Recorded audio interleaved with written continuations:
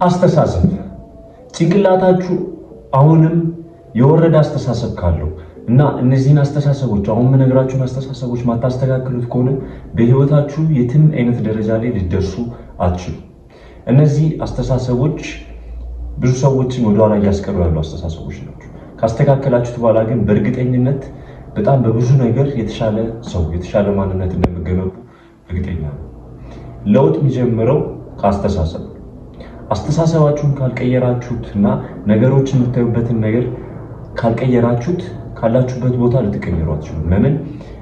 የሆነ አይነት አስተሳሰብ ገንብታችኋል።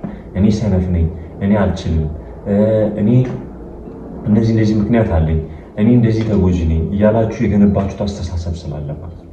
እነዚህን አስተሳሰቦች አምልጣችሁ ካልወጣችሁ ሁሌ አንድ አይነት ቦታ ላይ ትገኛላችሁ። አስተሳሰቤን ከቀየርኩት በኋላ በጣም በብዙ ነገር ህይወቴ ተቀይሯል። ግን አስተሳሰቤ ድሮ በጣም የወረደ ነበር። ለራሴ ያለኝ አመለካከት በጣም የወረደ ነበር። በጣም ተጎጂ ነበርኩ። በጣም የሚያስጠላ አስተሳሰብ ነው የነበረኝ። ግን አስተሳሰቤን ከቀየርኩት በኋላ በብዙ ነገር ሙሉ ህይወቴን መቀየር ችያለሁ። እነዚህን አስተሳሰቦች እናንተም ህይወታችሁ ላይ አስገብታችሁ ህይወታችሁን መቀየር ይኖርባችኋል።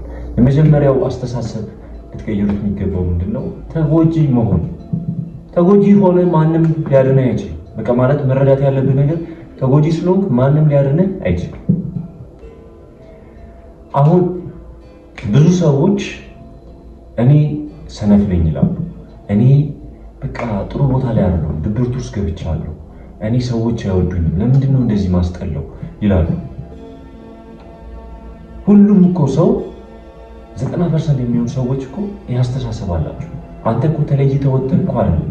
ሁሉም ሰው እኮ እንደዚህ አይነት አስተሳሰብ አለ። አንተንና እነዛን ሰዎች ግን ሊለየው የሚችለው አንድ ነገር ቢኖር ምንድን ነው? አንተ ከዛ አስተሳሰብ ወጥተህ ለችግሩ መፍትሄ መስጠት መቻል። የሆነ ችግር አለ ሁሉም ሰው ህይወት ላይ። ያንን ችግር መፍትሄ መስጠት ከቻልክ ከብዙ ሰዎች ተለይተህ መውጣት ትችላለህ። ተጎጂ መሆን ማቆም ትችላለህ። ግን ተጎጂ ሆነህ በቃ እነዚህ ለምንድን ነው የሆንኩት? ለምንድን ነው እንደዚህ እየተፈጠረብኝ ያለው? ለምንድን ነው እነዚህ ሰዎች የሚጠሉኝ? ለምንድን ነው እንደዚህ ማስጠላው? ለምንድን ነው እኔ እንደዚህ አይነት ህይወት ላይ ያለሁት ምትል ከሆነና ማትቀየረው ከሆነ ተጎጂ ሆነህ ትቀራለህ። ተጎጂ መሆን አይጠቅምም። ለችግሮች መፍትሄ መስጠት ነው የሚያዋጣው። ቢጠቅም ኖሮ እዚሁ መክረህ ነበር። እኔም እናም የተለያዩ ሰዎች አንተ ያለበት ቦታ ላይ ነበር። በቃ አንተም አሁን ድብርት ይሰማል፣ እኔም ድብርት ውስጥ ነበርኩ። አንተ አሁን አቋቋመን ስታየው ደስተኛ አይደለም፣ እኔም ደስተኛ ነበርኩ። አሁን ያለበት የህይወት ደረጃ ላይ ደስተኛ አይደለም፣ እኔም ደስተኛ ነበርኩ። በሁሉም ነገር ብዙ ሰዎች የሚያመሳስለው ነገር አለ። ግን ያንን ችግር መፍትሄ መስጠት ከቻልክ ከዛ ችግር መውጣት ትችላለህ። ተጎጂ መሆን ማቆም ትችላለህ። ለዛ ተጎጂ መሆን ልታቆሙ ይገባል። ተጎጂ መሆን አቁማችሁ ችግሮቻችሁ መፍትሄ ስጡ። ሁለተኛው ደግሞ ምንድነው? ምክንያት ማሳደር። ራስን ነው የምትዋሸው እንጂ ማንንም እየዋሸህ አይደለም። አሁን ስፖርት ቤት ላለመግባት ደክሞኛል ዛሬ፣ አይ ጊዜ እኮ ስላጣሁ ነው፣ አይ አሁን ላይ እኮ ነገሮች እየተመቻቹልኝ ስላልሆነ ነው ብትል ማንንም እየዋሸህ አይደለም። ራስን ብቻ ነው የምትዋሸው። ለምን? ጊዜ እንዳለ ታውቀዋለህ። አሁን ሶሻል ሚዲያ ላይ ገብተህ ስክሪን ታይምን ብታየው ጊዜ እንዳለ ታውቀዋለህ። ራስን ብቻ ግን እየዋሸው ነው። ይጎህ እንዳይነካ ብለህ ራስን በምክንያት እየደበቅኩ ነው ያለው። ራስን ግን መዋሸት አቁመህ ራስን እውነታ ማሳደድ ጀመረክ፣ ምክንያቶችህን ልትጋፈጣቸው ነው የሚሻለው። ምክንያት የምታሳድድ ከሆነ በፍጹም ህይወት ላይ ልትለውጥ አትችልም። እኔ ብዙ ምክንያት ነበረኝ። ስፖርት ቤት ላለመቀጠል፣ ቲክቶክ ላለመጀመር፣ አሁን የምሰራውን ቢዝነስ ላለመጀመር በጣም ብዙ ምክንያት ነበረኝ። ያንን ምክንያት ግን ባሳድደው ኖሮና ያንን ምክንያት እንዲቆጣጠር የሚፈቅድለት ኖሮ አሁን ያለበት ደረጃ ላይ በፍጹም እንደማልደርስ አውቃለሁ። ስፖርት ጭራሹንም መግባት ማችልበት ደረጃ ደርሼ ነበረ።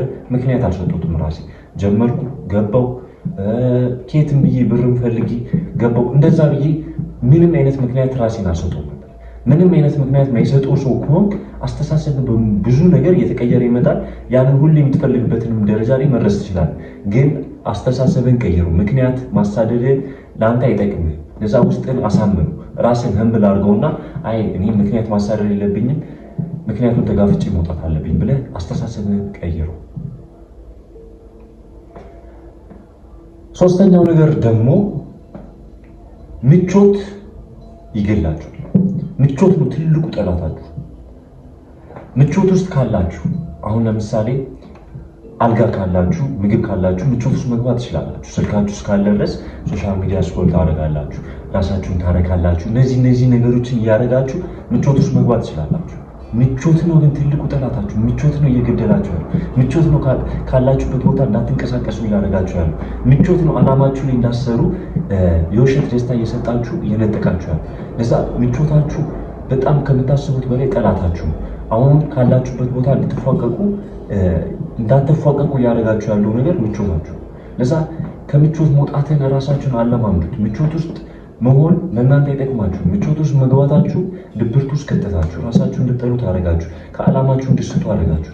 ለዛ ምቾት አይደለም የሚጠቅማችሁ። ሁሌ የተሻለ ቦታ ለመድረስ ራሳችሁ ላይ ልትሰሩ ነው የሚገባው። ከምቾታችሁ መውጣትን ጭንቅላታችሁ ልታስለምዱት ይገባል። ከምቾታችሁ መውጣት መቻል ማለት ራሳችሁን መግዛት መቻል ማለት ነው። ራሳችሁ የምታገኙትን ከምቾታችሁ መውጣት ስትችሉ። ለዛ ምቾት ነው ትልቁ ጠላታችሁ። እነዚህ ሶሻል ሚዲያዎች ምቾት እየሰጣችሁ እያታለሏችሁ ነው ያሉ። የውሸት ደስታ እየሰጧችሁ ጊዜያችሁን እያቃጠሉባችሁ፣ ራሳችሁ የምታረጉትም የውሸት ደስታ እየሰጣችሁ እያታለላችሁ ነው ያሉ። እናንተ የተሻለ ሰው መሆን የምትፈልጉ ከሆነ ጠንካራ ሰው መሆን የምትፈልጉ ከሆነ ከምቾታችሁ መውጣት መቻል አለባችሁ። የስሜታችሁ ተገዥ መሆን የለባችሁ። ሁሌ ዲሲፕሊን መሆን አለባችሁ። ሁሌ ብትፈልጉም ባትፈልጉም ያንን ሁሌ መድረስ የምትፈልጉበት ደረጃ ላይ ሊያደርሳችሁ የሚችሉትን ነገሮች ማድረግ አለባችሁ። ስፖርት ቤት መሄድ ብትፈልጉ ባትፈልጉ ትሄዳላችሁ። የሆነ ቢዝነስ መስራት ብትፈልጉ ያንን ቢዝነስ ትሰራላችሁ። እውቀት መጽሐፍ ማንበብ ብትፈልጉ ባትፈልጉ፣ ሶሻል ሚዲያ ስክሮል ማድረግ ብትፈልጉ ያንን ሶሻል ሚዲያ አጥፍታችሁ መጽሐፋችሁን ታነባላችሁ። ከምቾታችሁ መውጣትን መልመድ አለባችሁ ራሳችሁን ማግኘት ብትፈልጉ ከሆነ። ለዛ ምቾት ትልቁ ጠላታችሁ ነው። ሶስተኛው አስተሳሰብ ምቾት ጠላቴ ነው የሚለውን አስተሳሰብ ጭንቅላታችሁ ላይ አዳብሩት። አራተኛው አስተሳሰብ ደግሞ አክሽን ውሰዱ። በጣም 90% የሚሆኑ ሰዎች ማለት ነው ምን ማድረግ እንዳለባቸው ያውቃሉ። ቪዲዮውን መቀረጽ ነው ያለባቸው። ጂም ሄደው ስፖርቱን መስራት ነው ያለባቸው። መጽሐፍ ማንበብ ነው ያለባቸው። ግን አክሽን አይወስዱ። የሆነ ምክንያት ያሳድዳሉ።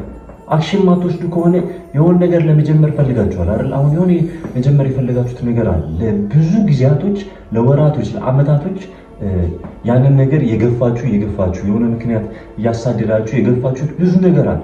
ያንን ነገር ትታችሁ ያንን ነገር አሁኑን ዛሬ ብላችሁ ካልጀመራችሁት መቼም ሊጀምራችሁ ነገ ፐርፌክት የሚባለው ጊዜ የሚባለው አስተሳሰብ ተውት። ፐርፌክት የሚባለው ጊዜ የለም። አሁን ጀምራችሁ ነው ፕሮግረስ እያደረጋችሁ የተሻለ ደረጃ ላይ የምትደርሱት። ይሄ ቪዲዮ እንደተመቻችሁ እርግጠኛ ነኝ። እዛ ሰብስክራይብ ማድረግ እንዳትረሱ።